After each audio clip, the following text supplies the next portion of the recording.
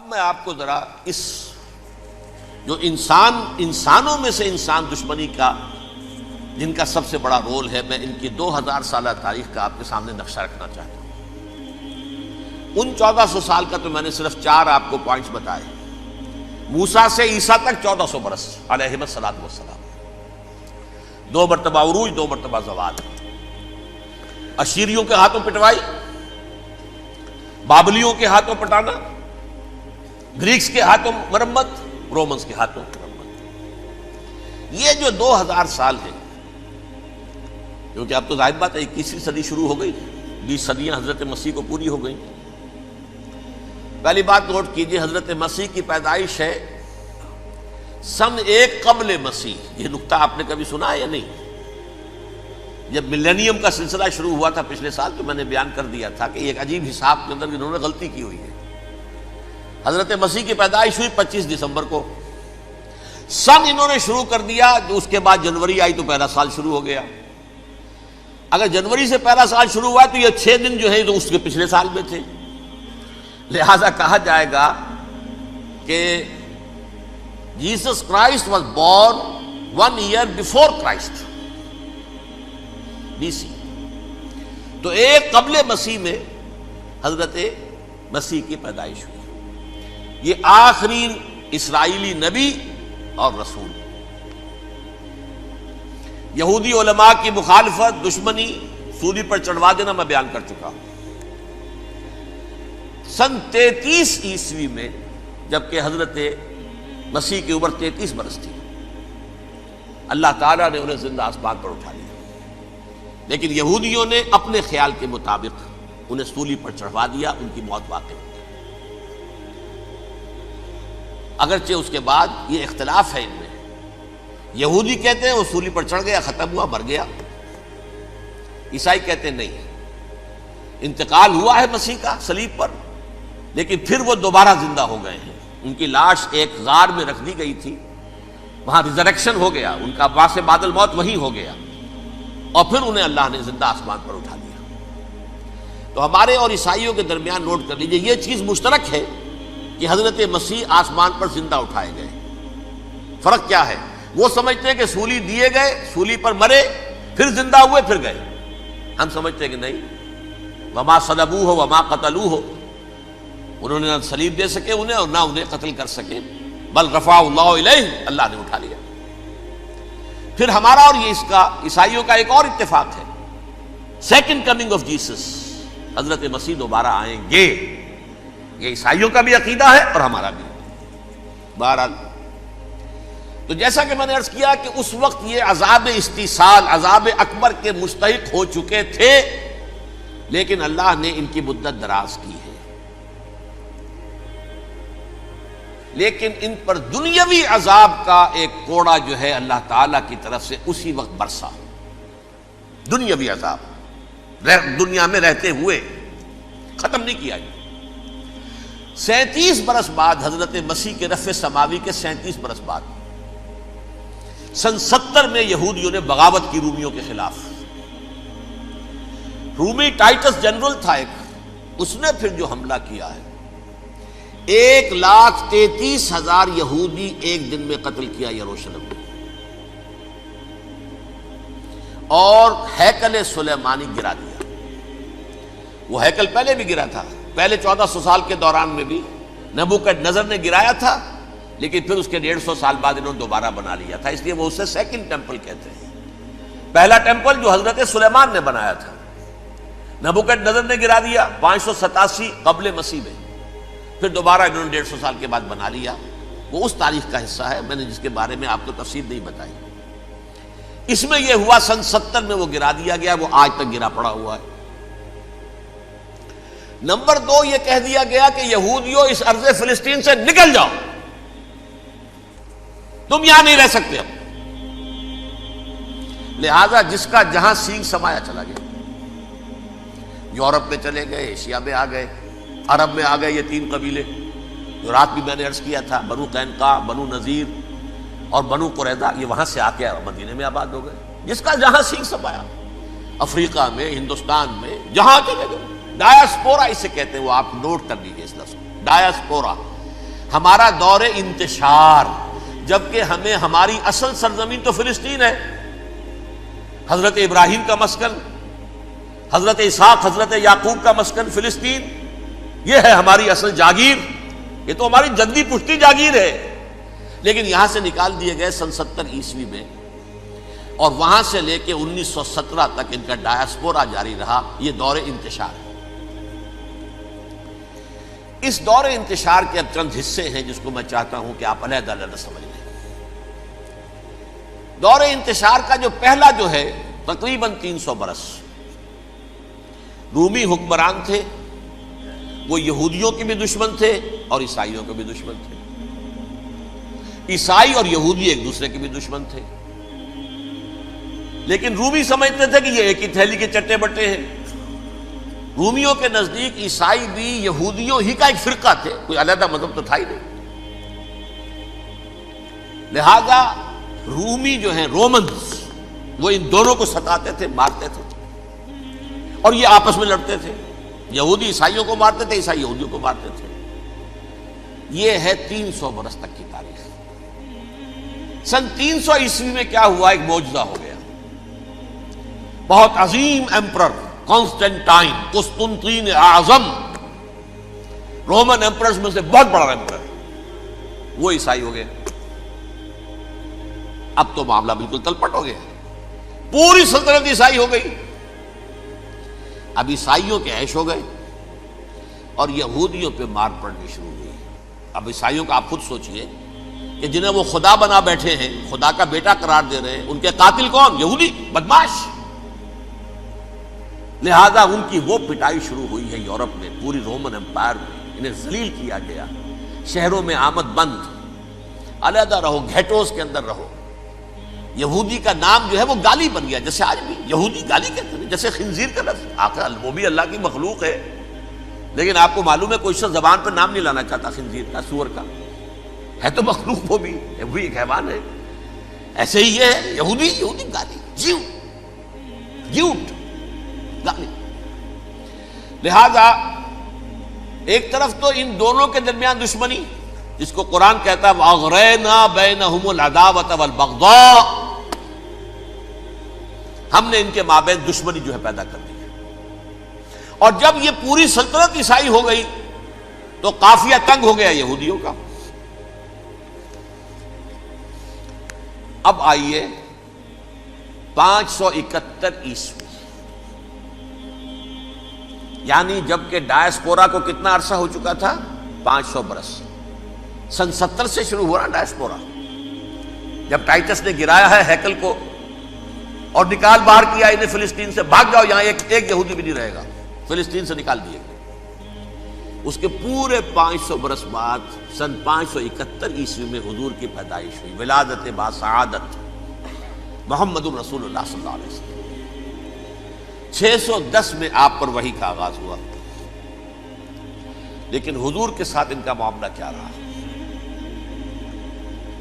اول تو جبکہ حضور ابھی مکے ہی میں تھے، یہودیوں نے ریشہ دوانیاں شروع کر دی حضور کے خلاف۔ قریش مکہ کو سکھاتے تھے، پڑھاتے تھے، ان سے یہ پوچھو، ان سے یہ پوچھو، انہیں اس طرح تنگ کرو، ان سے یہ امتحان لو، یہ آپ کے علم میں ہے۔ سورہ بنی اسرائیل میں، سورہ کہف میں وہ سوالات، جو امتحانی سوالات آئے تھے، ذوالقرنین کون تھا، اصحاب کہف کون تھے، تم رسول بنے پھرتے ہو تو بتاؤ، اور یہ روح کی حقیقت کیا بتاؤ۔ یہ ساری ریشہ دوانیاں کر رہے تھے بیٹھے ہوئے، ابھی وہیں پر حضور ابھی پہنچے بھی نہیں۔ ہجرت فرما کر حضور تشریف لے آئے تو حضور نے، جسے ماسٹر سٹروک کہا جائے گا، یعنی اسٹیٹس مین شپ کا ماسٹر سٹروک، آپ نے مدینے میں آتے یہودیوں کے ساتھ پیکٹ کر دیا، جوائنٹ ڈیفنس پیکٹ آف مدینہ، کہ اگر مکے والے ہم پر حملہ کریں گے تو ہم مل جل کر ایک قوم کی حیثیت سے مقابلہ کریں گے۔ یہ میثاق مدینہ کہلاتا ہے، جس کے بہت غلط معنی پہنائے جا رہے ہیں آج کل۔ بہرحال میں موضوع میرا چونکہ یہ نہیں، میں ادھر نہیں جاؤں گا، لیکن ہوا کیا؟ ہر مرتبہ یہ خیانت کے مرتکب ہوئے، ان نے جو عہد کیے تھے ان سے پھرے، اندر ہی اندر سازش، ریشہ دوانی، حضور کی بدترین دشمنی۔ سورہ نساء کی آیت نمبر 12 میں 14 میں 13 میں فرمایا ہے لا تزال تطلع علی خائنۃ منہم، اے نبی ہمیشہ آپ کے علم میں ان کی طرف سے خیانتیں، بددیانتیاں آتی رہیں گی. اور بار بار وہ مسلسل جنگ کی آگ بھڑکاتے تھے. قریش کو دعوت دیتے، آؤ آؤ آؤ ہم اندر سے بغاوت کر دیں گے، تم آؤ تو صحیح، ختم کریں محمد کو اور اہل ایمان کو صلی اللہ علیہ وسلم ورضی اللہ تعالی عنہم اجمعین. لیکن پھر جب وہ آتے تھے تو یہ دبک جاتے تھے، ان میں ہمت نہیں تھی. میدان کے مرد نہیں رہے تھے. یہ سورہ حشر میں ان کا نقشہ کھینچا گیا ہے.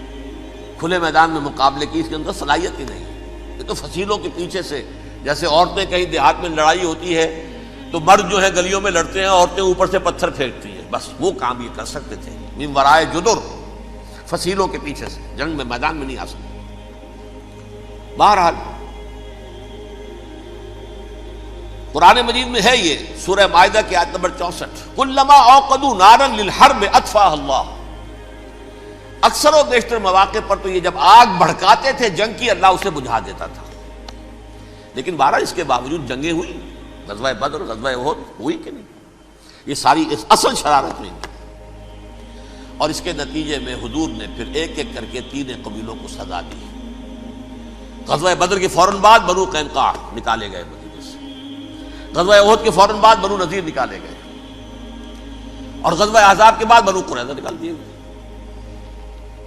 یہ تو میں نے آپ کے سامنے رکھ دیا صرف حضور کے زمانے میں ان کا کیا رویہ رہا. دشمن، رات بھی ہم نے وہ آیت پڑھی تھی، لَتَجِدَنَّ أَشَدَّ النَّاسِ عَدَاوَةً لِلَّذِينَ آمَنُوا الْيَهُودُ وَالَّذِينَ أَشْرَكُوا. اہل ایمان کی دشمنی میں شدید ترین تم پاؤ گے یہودیوں کو اور مشرکین. مشرکین بھی بعد میں ہے، پہلے یہودی. حضور کے بعد کیا ہوا اب یہ نوٹ کیجئے، یہ ان کی تاریخ کا دوسرا دور. حضرت عمر رضی اللہ تعالیٰ عنہ قائد خلافت ہے. بیت المقدس کا محاصرہ کیا گیا، فصیل بڑی اونچی، شہر اندر سے سیلف سفیشینٹ، حملے کا راستہ کوئی نہیں. محاصرہ طول کھینچ رہا ہے لیکن ان کے پاس رسد بھی موجود ہے، پانی بھی موجود ہے، وہ دروازے بند کر کے بیٹھے ہوئے ہیں. بالآخر اللہ تعالیٰ کی مشیت کا ظہور کیسے ہوا؟ ان کے کچھ علماء آئے فصیل پر، کہا دیکھو مسلمانوں، تم قیامت تک بھی یہاں پڑے رہو گے محاصرہ کر کے، ہمارا یہ شہر فتح نہیں ہوگا.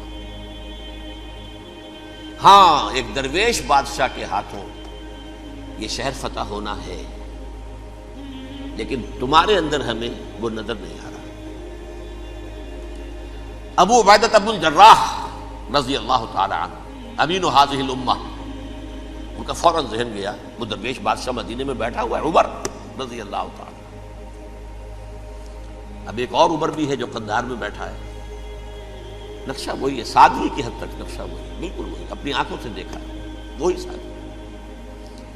عمر اول، عمر ثانی تھے عمر بن عبد العزیز. اب ایک اللہ کے فضل سے اللہ تعالیٰ ایدہ اللہ بنصرتہ، اللہ تعالیٰ ان کی نصرت فرمائے، دشمنوں کو ان کے مقابلے میں نیست و نابود کرے. انہوں نے ریکویسٹ بھیج دی کہ حضور تشریف لائیے، یہ شہر فتح ہو جائے گا. وہ ہے سفر تاریخی، اتنا طویل سفر، تقریباً 700 میل، ایک اونٹ، ایک خادم، ایک منزل پہ امیر المومنین اوپر بیٹھے، خادم آگے چل رہا ہے، اگلی منزل پہ خادم اوپر بیٹھا ہے، امیر المومنین آگے جا رہے ہیں. اور جب پہنچے ہیں تو وہ باری تھی خادم کی. انہوں نے ہاتھ جوڑ دیا، حضور خدا کے لیے تم کیا کہیں گے لوگ، وہ میرا برا حال کر دیں گے، تمہیں شرم نہیں آئی؟ امیر المومنین پیدل آگے چل رہے ہیں نکیل پکڑ کر، اور تم بیٹھے ہو اوپر براجمان ہو. حضرت عمر فرمایا الدور دورک، نہیں باری تمہاری ہے، بیٹھ. اس حال میں پہنچے ہیں. اور پھر یہ کہ ابو عبیدہ بن الجراح آئے ہیں، استقبال کیا ہے تو دیکھا ہے اس حال میں چلے آ رہے ہیں. عمر نکیل پکڑے ہوئے چلے آ رہے ہیں، اور کہتے ہیں کہ کہیں کیچڑ ویچڑ تھا، جوتے خراب ہو گئے تھے، وہ بھی اتار کے ہاتھ میں پکڑے ہوئے، کپڑے تو تھے ہی پھٹے ہوئے. انہوں نے کہا بھی حضرت ابو عبیدہ نے، دیکھیے یہ بڑا متمدن ملک ہے، بڑا مہذب علاقہ ہے یہ، آپ ذرا حلیہ اپنا درست فرما لیں تب جا کے پیش ہم آپ کو کریں گے. آپ نے فرمایا نحن قوم اعزنا اللہ بالاسلام، ہم وہ قوم ہیں جنہیں اللہ نے عزت دی ہے اسلام کے ذریعے سے، کپڑوں کے ذریعے سے نہیں، دولت کے ذریعے سے نہیں۔ اسی حال میں گئے ہیں، اوپر سے انہوں نے کھڑے ہو کر نشانیاں دیکھی ہیں، اپنی کتابیں کھولی، ہاں یہ وہی ہے، اچھا لو جی سرنڈر، شہر تمہارے ہاتھ میں۔ خون کا ایک قطرہ نہیں بہا اور بیت المقدس فتح ہو گیا۔ لیکن اس وقت حضرت عمر نے ایک نرمی یہ کی کہ یہودیوں کے لیے بھی اسے اوپن سٹی قرار دے دیا۔ یہ احسان عظیم حضرت عمر کا، اس سے پہلے یہودی آ ہی نہیں سکتا تھا، داخل ہی نہیں ہو سکتا تھا، وہاں وہ آ کر وزٹ نہیں کر سکتا تھا، زیارت نہیں کر سکتا تھا اپنے مقدس مقامات کی۔ حضرت عمر نے یوں سمجھیے کہ تقریباً 550 برس کے بعد ان کے لیے راستہ کھولا ہے کہ ہاں تم آ سکتے ہو، زیارت کر سکتے ہو۔ لیکن یہ عیسائیوں نے لکھوایا معاہدے کے اندر، انہیں یہاں آپ آباد ہونے کی اجازت نہیں دیں گے، لیکن کم وزٹ دی پلیسز، دیکھیں زیارتیں کریں اور جائیں۔ یہ معاہدہ حضرت عمر کا ہے رضی اللہ تعالیٰ، جو پھر خلافت راشدہ کے بعد بنو امیہ نے بھی اس کو آنر کیا، بنو عباس نے کیا۔ پھر جو ہمارے یہ ترکوں میں اندر خلافت آئی تو ترک خلفاء نے بھی اس معاہدے کی پوری پابندی کی۔ فلسطین میں آ سکتے ہیں یہودی صرف زائرین کی حیثیت سے، وہاں آباد نہیں ہو سکتے۔ اب آئیے اگلا دور آیا حضرت عثمان کا دور خلافت۔ یہ ہے وہ وقت کہ اب یہود نے امت مسلمہ کی پیٹھ میں چھرا گھونپا۔ وہ کیسے؟ ایک یہودی عبداللہ ابن سبا اسلام کا لبادہ اوڑھ کر آ گیا، معاشرے کا جائزہ لے لیا، ان میں بنو ہاشم اور بنو امیہ میں جو پرانی کشاکش تھی اس کے کچھ نہ کچھ جراثیم باقی ہیں، اگر ان کو ذرا بھڑکا دے تو مسلمانوں میں انتشار پیدا ہو جائے۔ کہا یہ عثمان کون ہے؟ یہ تو بنو امیہ میں سے ہے، یہ حق تو بنو ہاشم کا ہے، خلافت ان کے پاس ہونی چاہیے، محمد کے تو رشتہ دار وہ ہیں صلی اللہ علیہ وسلم۔ عوام الناس کے اندر بات پھیلنی شروع ہوئی۔ پھر ایک بڑی سازش کے انداز میں حضرت عثمان کے خلاف پروپیگنڈا، حضرت عثمان کے جو عاملین تھے، گورنر تھے، ان کے خلاف پروپیگنڈا، اور ایسی ہوشیاری کرتے تھے کہ کوفے میں کوفے کے حاکم کے خلاف کچھ نہیں کہنا، اجی مصر میں یہ ہو رہا ہے، اجی شام میں یہ ہو رہا ہے، اجی یہ جو عثمان ہے وہ یہ کر رہا ہے، یہ ظلم ہو رہا ہے، یہ لوٹ مار ہو رہی ہے، یہ خیانتیں ہو رہی ہیں۔ اب نہ تو اس زمانے میں مینز آف کمیونیکیشن، کیسے تصدیق کریں؟ افواہیں تو آپ آج کراچی کے اندر شروع ہو جائے تو پتہ نہیں چل سکتا کسی کو کہ کیا اس میں صداقت ہے کیا جھوٹ ہے، اور بری بات جو ہے فطرت انسانی کی کمزوری ہے وہ فوراً قبول کرتا ہے، کسی کے بارے میں اچھی بات ماننے کو تیار نہیں ہوتا، لیکن بری بات تو فوراً تیار۔ بہرحال یہ فتنہ انہوں نے اٹھایا، حضرت علی کی الوہیت کا فتنہ اٹھایا، حضرت عثمان کے خلاف الفتنۃ الکبریٰ برپا کیا، حضرت عثمان شہید ہوئے۔ اس کے بعد 5 برس تک مسلمان ایک دوسرے کی گردنیں کاٹتے رہے، باہمی خانہ جنگی ہوئی، امت کو وہ زخم لگایا ہے جو آج تک جس سے خون رس رہا ہے۔ یہ شیعان عثمان اور شیعان علی تھے جو بعد میں پھر سنی اور شیعہ ہو، اور آج تک فتنہ کس نے جگایا؟ ایک عبداللہ ابن سبا یہودی اور اس کے کارندے، شیطان کا ایجنٹ، اور انسانوں میں سے بھی اس کے جو بھی حواریین تھے اور شیطانوں کے اندر سے بھی تھے، انہوں نے بھی اس آگ کو بھڑکایا۔ یہ آپ سوچ لیجئے کہ یہ کس نے وہ زخم لگایا؟ یہودی۔ اگلا دور آیا، خلافت راشدہ ختم ہوئی، بنو امیہ کا بھی دور کافی گزر گیا۔ طارق ابن زیاد 712 عیسوی میں حملہ کرتے ہیں اسپین پر۔ اسپین اس وقت عیسائیت کا بہت بڑا گڑھ، بڑے کٹر ترین عیسائی جو ہے وہ اسپین میں تھے، لہذا یہودیوں کی وہاں بہت پٹائی ہوتی تھی، یہ میں بتا چکا ہوں، دشمنی تھی ان کی تو چلی آ رہی تھی عیسائیوں کے ہاتھوں یہودیوں کی، وہ تو سن 300 عیسوی سے ایمپرر کانسٹنٹائن کے بعد سے شروع ہو گئی تھی۔ اس حوالے سے یہودیوں نے اس وقت چالاکی یہ برتی، کچھ راستے واسطے بتائے، کچھ مدد کی طارق ابن زیاد کی۔ طارق ابن زیاد نے انہیں اپنا محسن سمجھا، ہسپانیہ فتح ہو گیا تو یہودی چونکہ محسنین کی فہرست میں آ چکے تھے، انہیں بہت اقتدار نصیب ہوا، بڑی سپورٹ مسلمانوں نے دی۔ ان کے بڑے بڑے علماء جو ہیں اسی دور کے اندر پیدا ہوئے، بڑے بڑے تھنکرز ان کے اسی دور میں پیدا ہوئے۔ بن گوریون جو کہ ایک وزیر اعظم تھا اسرائیل کا، اس نے یہ لکھا ہے اپنی کتاب میں، Muslim Spain was the golden era of our diaspora. وہ ڈائسپورا جو 70 عیسوی سے شروع ہوا تھا اور 1917 عیسوی تک جاری رہا ہے، اس میں سے گولڈن ایرا ہمارا جو تھا وہ مسلم اسپین تھا۔ ہسپانیہ میں بیٹھ کر ہم عیش کیے، لیکن وہاں سے انہوں نے اور جو کچھ کیا، یہ تو داستان کے بہت سے گوشے ہیں، لیکن میں جس اسٹریٹ لائن میں چل رہا ہوں اس کے اعتبار سے ایک بات سمجھ لیجیے، وہاں بیٹھ کر انہوں نے اب عیسائیت کی پیٹھ میں چھرا گھونپا، پروٹیسٹنٹ مذہب پیدا کیا، تقسیم کر دیا، جیسے شیعہ سنی کی تقسیم، عبداللہ ابن سبا، رومن کیتھولک اور پروٹیسٹنٹ کی تقسیم، یہودی علماء۔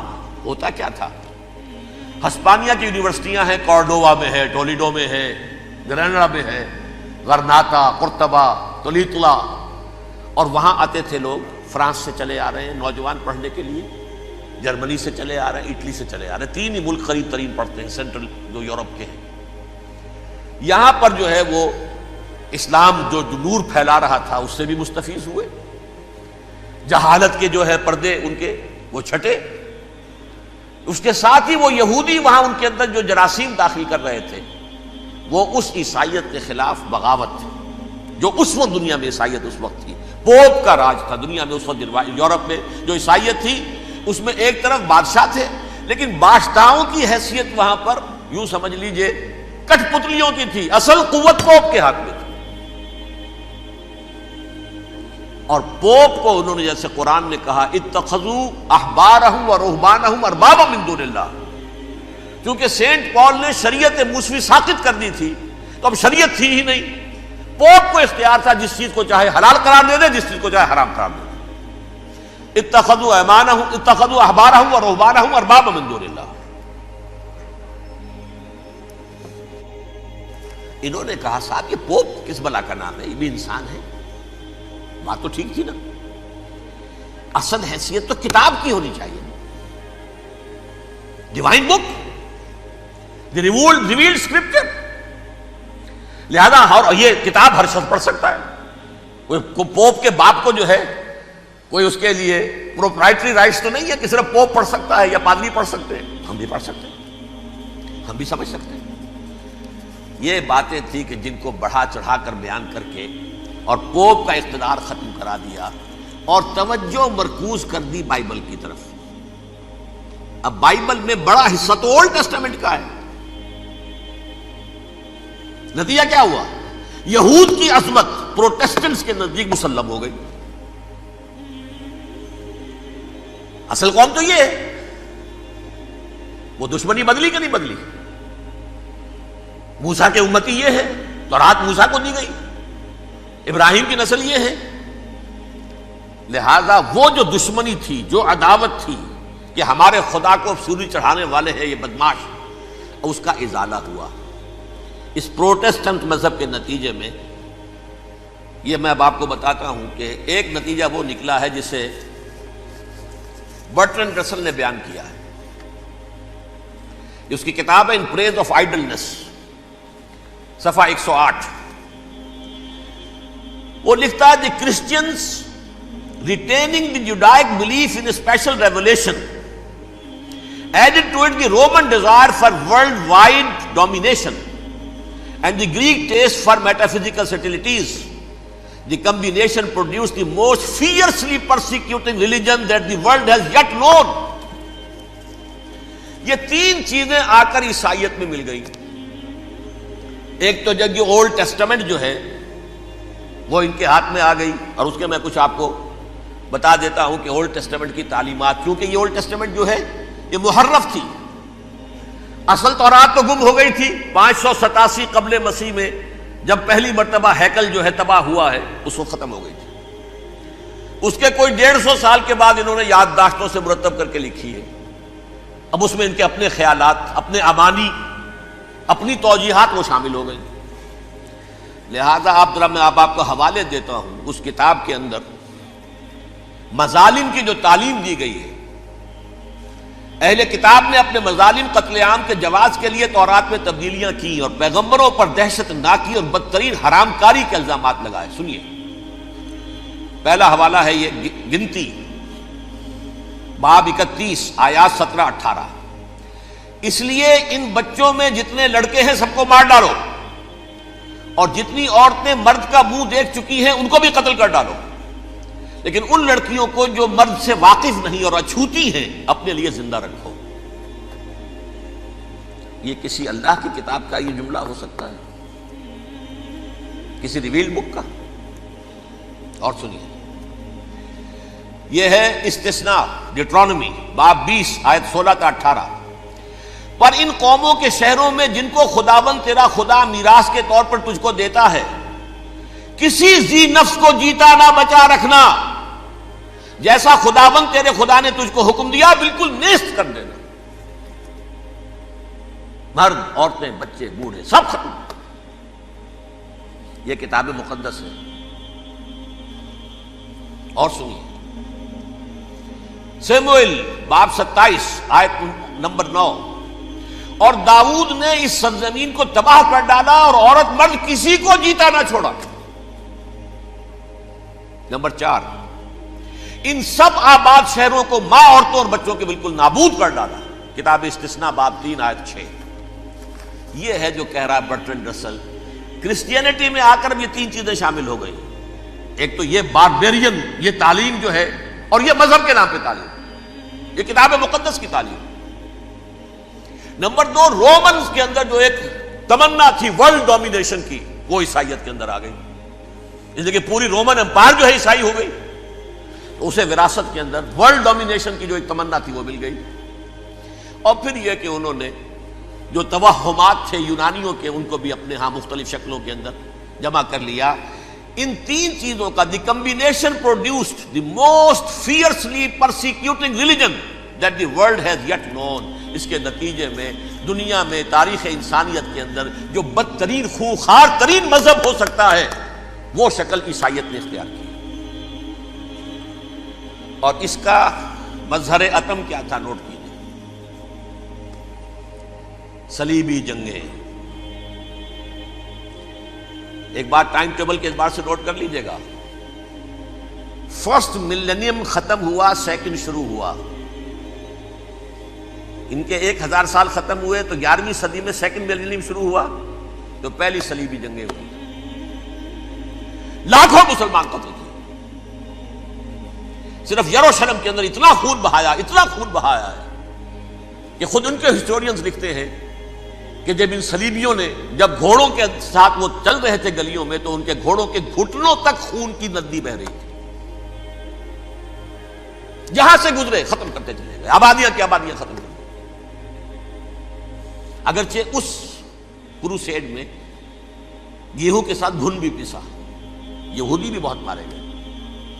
یہ فرانس سے، جرمنی سے جب یہ کروسیڈرز آ رہے تھے، 3000 میل کا سفر طے کر کے آئے تھے. سوچئے تو صحیح. اربن ثانی پوپ جو تھا، آگ لگا دی تھی اس نے پورے یورپ کے اندر. شرم سے ڈوب مرو، تمہارے مقدس علاقے مسلمانوں کے ہاتھ میں. انفیڈلز، یہ کافر، یہ مرتد، یہ ملحد. مسیح جہاں پیدا ہوا، مسیح کو جہاں سولی دی گئی، وہ کہاں ہے؟ ان کے ہاتھ میں. وہ آگ لگائی ہے، 3000 میل کا فاصلہ طے کر کے یہ قومیں آئی ہیں، اور جو تباہی مچائی ہے. تاریخ انسانی میں ایسی بربریت کی کوئی مثال. اور یہ ان کے اپنے ہسٹورینز لکھتے ہیں. شرم کے مارے ایسے محسوس ہوتا ہے جیسے ان کی گردنیں جھکی جا رہی ہیں.